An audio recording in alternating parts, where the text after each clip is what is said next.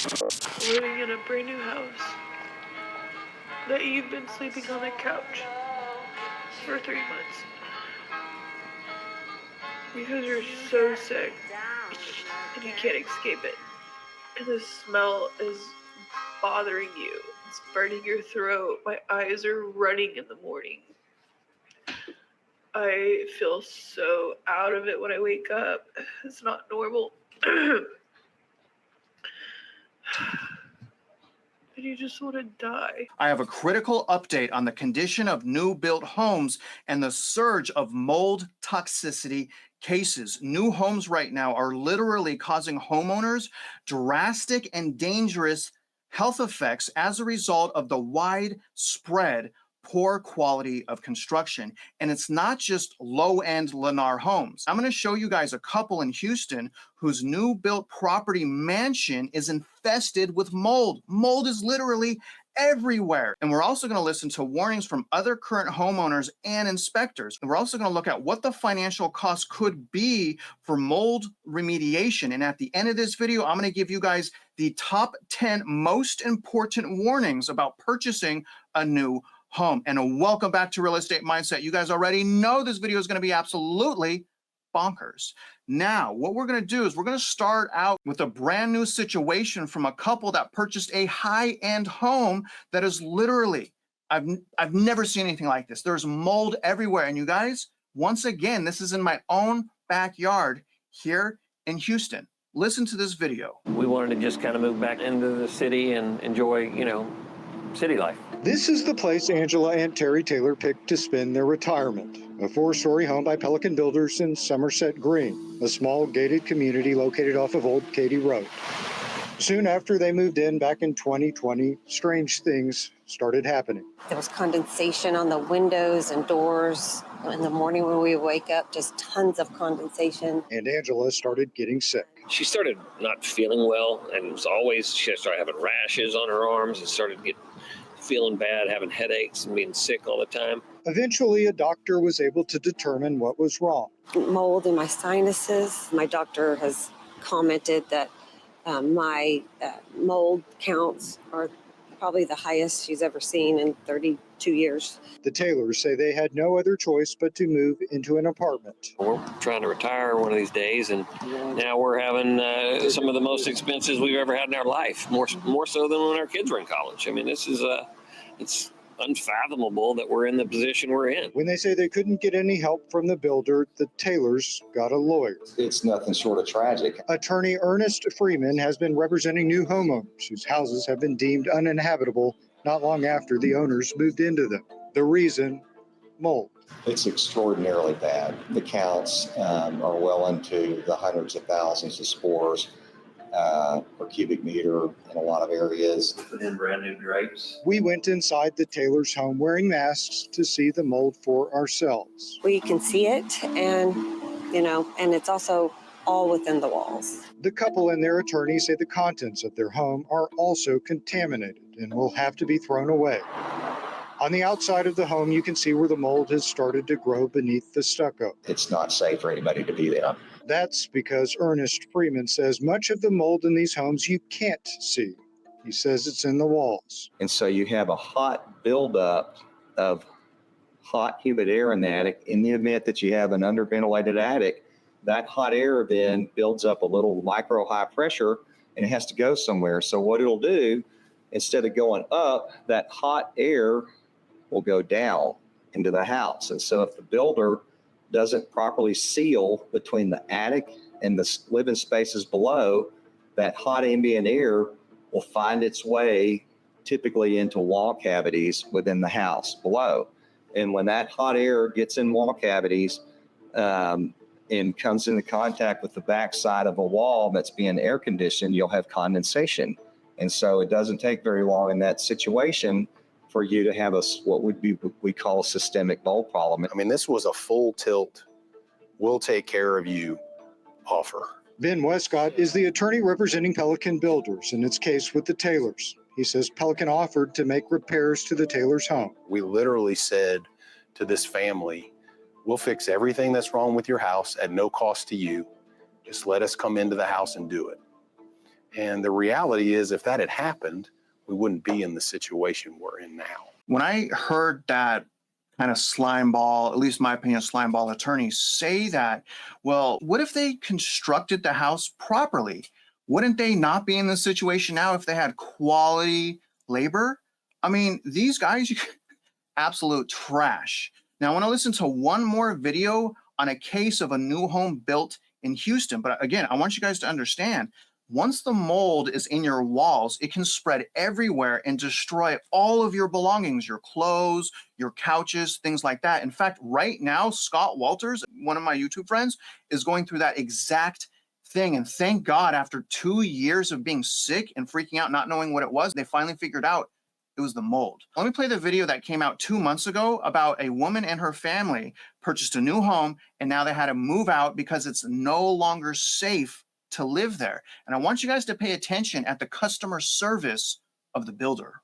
As you can see, the home is dark tonight. That's because nobody lives here anymore. The homeowner says it's not safe because of the mold. I was just ready to get my first home and become a homeowner and just move out of my parents' house. Back in 2022, Ashley Frazier made the decision to become a first-time homeowner. I thought it was a good price, but looking back, maybe it was a good price for a reason. She decided on this one-story new construction built by Lennar Homes in a subdivision in Lamarck, not far from her parents, close to work and school. But after a year and a half, trouble started. Water began pooling inside her ceiling light fixtures. And my microwave was fogged up every single day, and I was starting to get confused, trying to figure out what was going on. So one day, Ashley decided to go up into the attic to investigate. She says everything was wet. The only dry spot in the attic was actually the drip pan, the only thing that's supposed to be wet. Ashley contacted Lennar, hoping for answers while her home was still under warranty. The builder first sent an HVAC technician to check the AC, then brought in a mold inspector. So I asked, are y'all gonna check behind the walls? Because it seems like the condensation has come down the walls and the mold started growing out of the cabinets. And he said, oh no, that's not part of the protocol. And that's whenever the red flags went off in my head. Ashley says that according to the report from Lennar's mold specialist, there was no cause for concern, and except for one spot near the front door, the mold counts were all within normal levels. It was also during this time that Ashley started getting sick. She says she started having respiratory problems. A chest x-ray revealed a scar tissue nodule forming in her lungs. Concerned for her health, she hired her own mold inspector. The highest mold counts my company got was 2.2 million per cubic meter, and my house was deemed, uninhabitable and unsafe to live in. I moved out immediately. Lennar comes in, says there's no problem. We don't need to check the walls. They bring in their own people and they find massive mold infestation so bad she can't even live there. Literally cannot live there anymore. How does that make you feel? Do you guys think that is showing the true cards of these builders in that all they care about is getting rid of you, selling the house, and being done with you? Isn't that what it appears to be? Well, I'm going to go one up, you guys, and I want to show you reviews from the number 1 and number 2 biggest home builders in America, which is D.R. Horton and Lennar. Let's just see what the most recent, only the most recent this month reviews. Take a look. I'm going to Consumer Affairs. This is D.R. Horton. They have 1,700 reviews, ton of reviews. I suggest strongly, if you guys want to purchase a new home, see what the people that have purchased and invested in a new home are saying. Do not listen to people with financial bias. Listen to the actual owners. But look at 1.9 stars out of 5. D.R. Horton, number 1 new builder in the nation, has 1.9 stars. Now I'm going to scroll down here, and here's where you go to find the reviews. And I've selected right here the most recent reviews. This first one right here, this is from April 27th, 2025. And again, this is a quality of construction review. They're saying 2 stars. There's stud problems, sheetrock, nails not screwed in, cheap flooring, lots of misaligned trim. The second one is right here. This came out April 26th. And again, this is saying beware of customer service. Here's the next one right here. This one's from April 25th. Again, 2-star review. All has to do with the warranty, with the inspections, quality of control. But here's a good one right here. April 23rd, they got a 5-star review. Good job on that one house right there, because the next review here on April 22nd and April 21st, both 1-star reviews. And look at the one from April 21st. They have pictures of this. Look at the quality of construction from DR. And it's not just DR. The number 2 builder, Lennar, has 672 reviews at a 1.1 star review. How is that possible? Except for horrible quality of construction. When we scroll to the bottom here, the first review is from May 2nd, and that is a 1-star review. And this is going into the process, not as much about the quality of construction, but look at the second review right here, April 29th. Oh, it's in Houston. And look at 1-star review. They are not happy. They're talking about quality control testing, manufacturing problems, damaged shingles. I mean, this list, guys, goes on and on and on. And look at here, April 26th, 1-star, April 25th, 1-star, April 24th, 1-star, April 18th, 1-star, April 7th, 1-star. Are you guys starting to understand how recklessly purchasing a new home could be one of the worst decisions that you make in your life? So just don't do it. Now, if you still don't want to listen to me, let me show you how much mold remediation can cost. And I'm going to tell you guys, even with mold remediation, that doesn't guarantee that all of the mold is going to be removed from the house or your belongings. But regardless, look at how much this stuff costs. How much does mold remediation cost by location? So if there's mold in your attic, that could be $1,000 to $4,000. Basement, $5,000 to $3,000. Crawl space, $5,000 to $2,000. The walls, $1,000 to $20,000. HVAC system, $3,000 to $10,000, because you have to clean all the ducts, because if those spores are in your air conditioning ducts, they're just going to blow around spores around the whole house. And the whole house can cost $10,000 to $30,000. If you're wondering where the common places where mold can be hiding inside your home, most of those places are here. Number 1, air conditioning units. Number 2, attics, basements, bathroom, behind walls, kitchen, and laundry room. Before going into the top 10 warnings about purchasing new homes, I want to first listen to just one more video from an inspector and his warning to you about new homes and mold. Take a listen. Hi, Prince. Hey. Look at all this mold. Mold. More mold. So take a look at what's going on here. I think what happened was during the construction process, they must have had a plumbing leak or some sort of moisture intrusion, and then they encapsulated it. People moved in. Within a month, they started feeling sick because they got mold growing in their house because the water wasn't properly dried out. But we're not done yet. I walked to the other side of the house, and I noticed my eyes were burning. So I started looking even further, and look what we got here. More mold. And even more mold. Look at all that. So I'm taking air samples all over the house now so we can see if the mold is spread throughout the home or if it's still isolated to just those 2 areas. But the one thing is for sure is that both of these issues are caused by 2 separate problems. And this house is brand new. This is a newly married couple. This is their first home. They just moved in 3 months ago.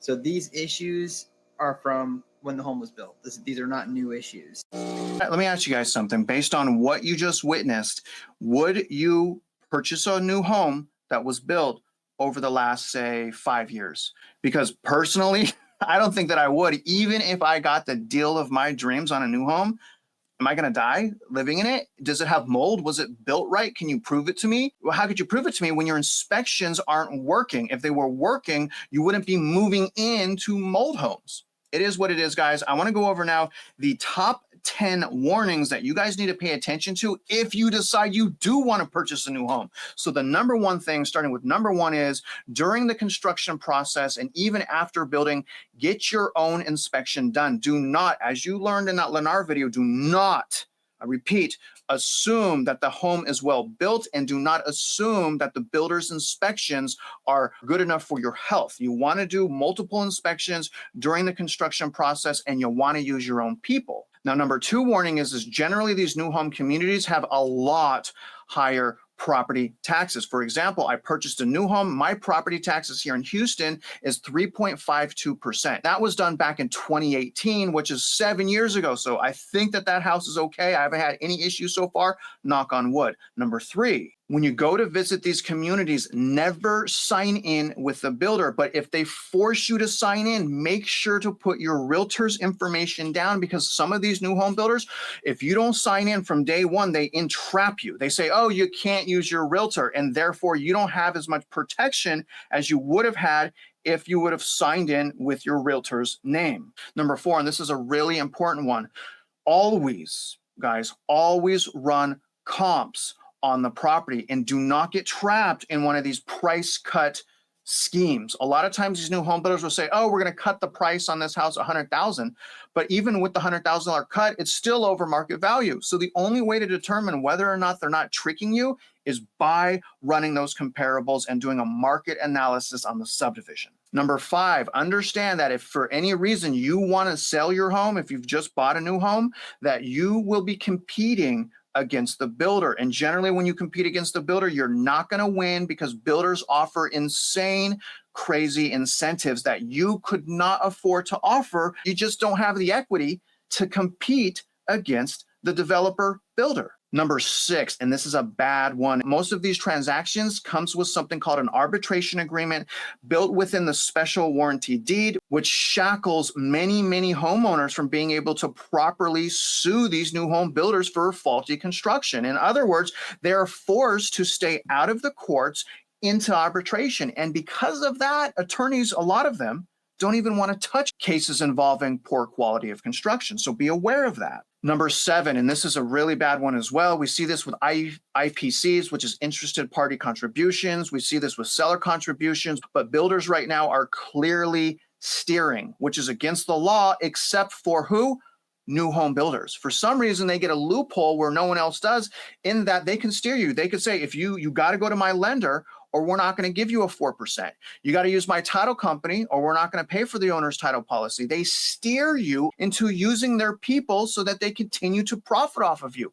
You guys, these new home builders have a monopoly on the process. Number 8, and this is a big deal, you want to be careful not to purchase a new home where the subdivision is far from being complete, because as we go into this recession, a lot of these developments that only sold a handful of homes are going to be in extreme distress, in that they may not have enough money to properly operate an HOA. So you want to be careful not to be the first person to move into one of these communities. Number 9, we just went over that, which is the quality of construction. And it doesn't matter if it's Lennar, it doesn't matter if it's Perry. Most of these people use the same construction crews that suck and that don't even know how to build houses. So it doesn't matter what your price point is.